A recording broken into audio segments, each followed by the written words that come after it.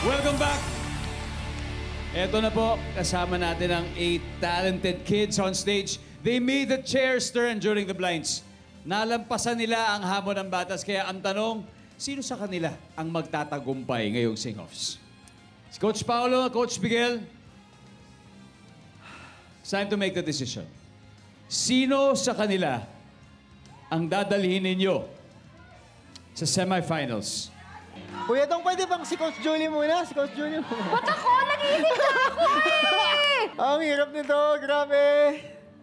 Okay, we just wanna say na sobrang proud namin sa inyong apat. Alam nyo, magmula nung rehearsal, magmula nung blinds pa lang, you came a long way.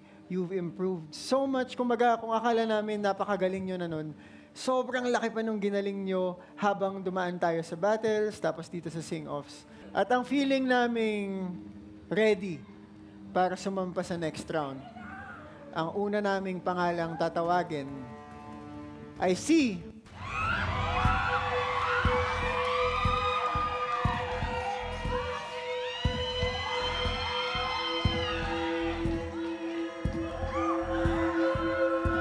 Audris!